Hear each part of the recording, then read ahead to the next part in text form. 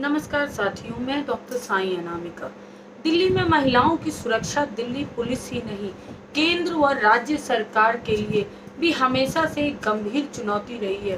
वे महिलाओं की सुरक्षा को प्राथमिकता बताने से नहीं चूकती हैं। सुधार लाने की दिशा में किए जाने वाले बड़े बड़े दावे हवा हवाई साबित होकर रह जाते हैं। इसलिए दिल्ली में महिला सुरक्षा सबसे गंभीर समस्या बनी हुई है। ना तो मोदी जी की सरकार और ना केजरीवाल जी की सरकार अपने दावों पर खरी उतर पा रही है और ना ही दिल्ली पुलिस। 2013 के दिल्ली विधानसभा चुनाव में यही अरविंद केजरीवाल और 2014 के लोकसभा चुनावों के दौरान तब के प्रधानमंत्री उम्मीदवार नरेंद्र मोदी जी दिल्ली को रेप कैपिटल बताने से नहीं चूकते थे और खुलेआम यह बताते रहते थे कि हमारा सिर शर्म से झुक जाता है। आज उन महानुभावों को क्या शर्म नहीं आती है? 16 दिसंबर 2012 को दिल्ली में एक गैंग रेप की वारदात से लगा जैसे पूरे देश को झकझोर के रख दिया हो। लाखों की तादाद में लोग सड़कों पर उतर आए। इस खौफनाक मामले के बाद जनता के आक्रोश और कांग्रेस पार्टी की केंद्र तथा राज्य सरकारों की संवेदनशीलता का ही असर था कि तुरंत एक कमीशन बनाया गया जस्टिस जेएस वर्मा की अगुवाई में, और उस वर्मा कमीशन की सिफारिशों के आधार पर सरकार ने नया एंटी रेप लॉ बनाया। इसके लिए आईपीसी और सीआरपीसी की धाराओं में तमाम तरह के बदलाव किए गए और इसके तहत सख्त कानून बनाए गए। साथ ही रेप को लेकर कई नए कानूनी प्रावधान भी शामिल किए गए। लेकिन इतनी सख्ती और इतने आक्रोश के बावजूद रेप के मामले नहीं रुके। आंकड़े यही बताते हैं। दिल्ली में साल 2013 से 2016 के बीच महिलाओं के साथ दुष्कर्म के मामलों में 277% की बढ़ोतरी दर्ज की गई है। साल 2016 में यह आंकड़ा 2155 रहा। इनमें से 291 मामलों का अप्रैल 2017 तक नतीजा ही नहीं निकला था। निर्भया कांड के बाद दिल्ली में दुष्कर्म के दर्ज मामलों में 132% की बढ़ोतरी हुई। साल 2017 में अकेले जनवरी महीने में ही दुष्कर्म के 140 मामले दर्ज किए गए। मई 2017 तक दिल्ली में दुष्कर्म के कुल 836 मामले दर्ज किए गए। यूपीए सरकार ने 2013 के बजट में निर्भया फंड की घोषणा की थी। तब के वित्त मंत्री पी चिदम्बरम ने शुरुआती तौर पर 1000 करोड़ का आवंटन भी किया। 2014-15 और 2016-17 में 1000 करोड़ और आवंटित किए गए। लेकिन 2019 की रिपोर्ट के हवाले से यह जानकर हैरत होती है कि महिलाओं के खिलाफ आपराधिक वारदातों से देश भर में बदनाम हो चुकी दिल्ली में महज 5% धन का ही उपयोग किया गया। यह हालत तब है कि जब दिल्ली सरकार महिलाओं की सुरक्षा सुनिश्चित करने के बड़े बड़े वादे और दावे करती रहती है।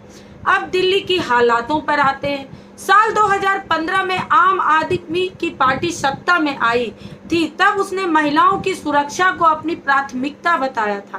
केजरीवाल के 70 चुनावी वादों में महिलाओं की सुरक्षा को सबसे ज्यादा प्रचारित किया गया था। लेकिन सत्ता में आने के बाद उनकी सरकार ने इस मुद्दे को सबसे ज्यादा नजरअंदाज करने का कार्य किया और इस दिशा में अभी तक कोई भी ठोस कार्यक्रम शुरू नहीं किया गया। उस साल के आधिकारिक आंकड़ों के मुताबिक पूरे भारत में दिल्ली में महिलाओं के खिलाफ अपराध के सबसे ज्यादा मामले दर्ज किए गए थे।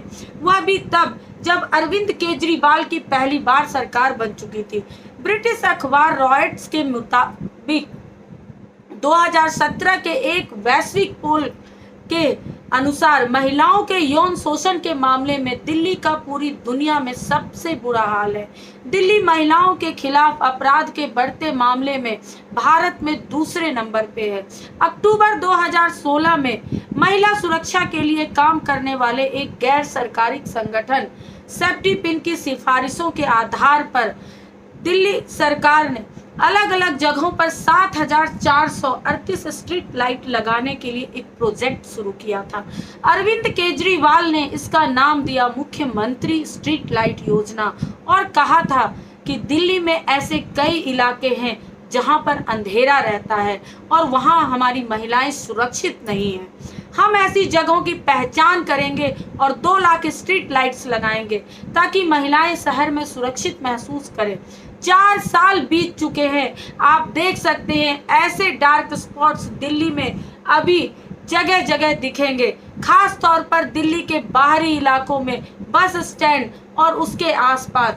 एक इलाका तो मुख्यमंत्री अरविंद केजरीवाल जी के अपने लोकसभा क्षेत्र में 12 खंबा रोड और उससे लगे रंजीत सिंह फ्लाईओवर की तरफ भी है। इस कार्यक्रम को पूरा करने के लिए मार्च 2017 की समय सीमा निर्धारित की गई थी, पर अभी तक यह कार्य नहीं हो पाया है। सर्विलांस सिस्टम में सुधार के लिए 2015 में उनके घोषणा पत्र में लिखा था, अपराध से निपटने के लिए आम आदमी पार्टी की सार्वजनिक बसों, बस स्टैंड, भीड़-भाड़ वाली जगहों पर सीसीटीवी कैमरा लगाने की योजना है। 2019 के आखिरी महीनों में चुनाव से ठीक पहले सीसीटीवी कैमरा लगाने की कवायद शुरू हुई और चुनाव के बाद यह बंद हो गई। फरवरी 2019 में आई एक आधिकारिक रिपोर्ट दिल्ली का आर्थिक सर्वेक्षण बताती है कि 4000 सार्वजनिक बसों डीटीसी की में सिर्फ 200 में ही कैमरे लग पाए हैं। आज हालात यह है कि दिल्ली के विभिन्न थानों में महिलाओं के खिलाफ अपराध से संबंधित रोजाना 40 केस दर्ज होते हैं, जिनमें 6 से अधिक दुष्कर्म के मामले होते हैं। दिल्ली में 41% छेड़खानी की वारदात सार्वजनिक परिवहन के उपयोग करने में व बस स्टैंडों पर होती है। 40% वारदात दिल्ली की सड़कों पर होती है। 17% बाजार दिल्ली की मॉल, भीड़ भाड़ वाली जगह और 2% पार्कों में होती है। यही वजह है कि लॉकडाउन के दौरान दिल्ली में महिलाओं के विरुद्ध अपराधों में कमी आई थी और इसका क्रेडिट दिल्ली के मुख्यमंत्री केजरीवाल लेने से थकते नहीं हैं। नेशनल क्राइम रिकॉर्ड ब्यूरो की रिपोर्ट के हिसाब से क्राइम इन इंडिया 2018 के अनुसार सभी मेट्रो शहरों में अपराध के मामले में दिल्ली सबसे ऊपर है।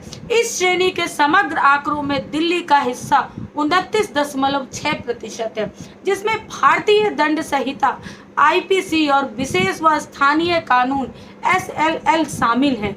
इन्हीं आंकड़ों के हवाले से यह भी पता चला है कि दिल्ली में महिलाओं के साथ दुष्कर्म के मामलों में 277% की बढ़ोतरी दर्ज की गई है। इस रिपोर्ट में दिल्ली को महिलाओं के लिए सबसे असुरक्षित शहर की संज्ञा दी गई है, क्योंकि एक साल में औरतों के खिलाफ जुर्म के सबसे अधिक केस दर्ज हुए हैं और उनमें 18,000 से ज़्यादा पेंडिंग मामले शामिल हैं। इन अपराधों में घरेलू हिंसा, बलात्कार, प्रताड़ना, एसिड अटैक, क्रूरता इत्यादि सबसे संबंधित मामले ज़्यादा से ज़्यादा हैं।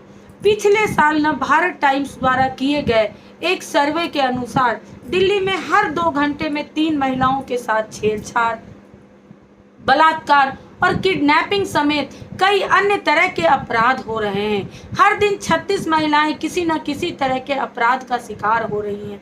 हर दिन 6 महिलाओं के साथ बलात्कार और 9 महिलाएं छेड़छाड़ का शिकार हो रही हैं।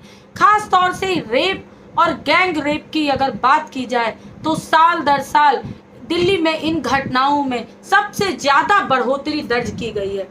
जिस दिल्ली महिला आयोग का कार्य महिलाओं की संवैधानिक हितों की रक्षा तथा उनके कानूनी सुरक्षा उपायों को लागू करना होता है, उस महिला आयोग की आड़ में दलीय राजनीति की जा रही है।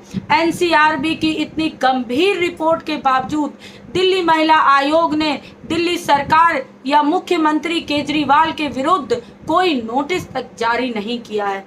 महिला आयोग महिलाओं की रक्षा ही नहीं, महिला आयोग महिलाओं की रक्षा नहीं कर रही, बल्कि अपने अध्यक्ष के निजी हितों की रक्षा करती हुई नजर आ रही है। बसंत विहार सामूहिक दुष्कर्म की घटना के बाद आम आदमी पार्टी ने सबसे ज्यादा सवाल खड़े किए थे। उसने दिल्ली में महिला सुरक्षा पुख्ता व्यवस्था करने के लिए तमाम वादे किए थे, लेकिन सत्ता मिलने के बाद आम आदमी पार्टी सब कुछ भूल गई है।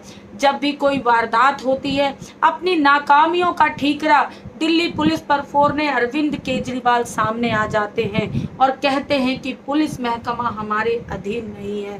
साथियों, कल जब हमारे साथी मुख्यमंत्री आवास पर धरना देने पहुंचे तो पुलिस का एक जत्था वहां पहुंचकर हम लोगों के साथ अभद्र व्यवहार करते हुए बर्बरता पूर्वक हमारी महिलाओं के साथ बहुत ही अभद्र व्यवहार किया और बर्बरता पूर्वक हम सभी को हिरासत में ले लिया गया।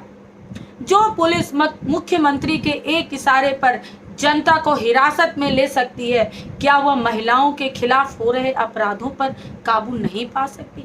दरअसल आम आदमी पार्टी के विधायक और नेता खुद ही महिलाओं को प्रताड़ित करते हुए नजर आ रहे हैं।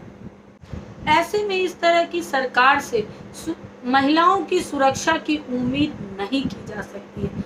फिर भी हम दिल्ली की केजरीवाल सरकार से ये मांग करते हैं कि अखिल भारतीय आयुर्विज्ञान संस्थान में भर्ती नन्ही परी के स्वास्थ्य की पल पल की जानकारी दिल्ली वासियों को मिले। इसके लिए हेल्थ बुलेटिन जारी करने का प्रावधान किया जाए। अब जबकि अपराधी पुलिस के हत्थे चढ़ चुका है, तो पीड़िता को न्याय दिलाने के लिए फास्ट ट्रैक कोर्ट में यह मामला भेजा जाए। 2012 के निर्भया मामले के अलावा अभी तक दिल्ली में हुए किसी बलात्कार मामले में फैसला नहीं आया है। हमारी यह मांग है कि वर्मा समिति की सिफारिशों के अनुसार बलात्कार के ऐसे सभी मामलों की सुनवाई फास्ट ट्रैक कोर्ट में की जाने संबंधी प्रावधान दिल्ली की विधानसभा में कानून बनाकर पारित किए जाए। सिर्फ मुआवजा देकर मुख्यमंत्री अरविंद केजरीवाल अपने कर्तव्यों की इतिश्री नहीं कर सकते। दिल्ली प्रदेश कांग्रेस की शेरनियां उन्हें उनका हर वादा याद दिलाते रहेंगे जो उन्होंने मुख्यमंत्री बनने से पहले दिल्ली की जनता को किया था। जब तक दिल्ली की एक एक महिला, एक एक बच्ची सुरक्षित नहीं हो जाती, तब तक हमारा यह संघर्ष जारी रहेगा। हम न चैन से बैठेंगे और न मुख्यमंत्री अरविंद केजरीवाल जी को चैन से बैठने देंगे। जय हिंद, जय भारत, जय कांग्रेस।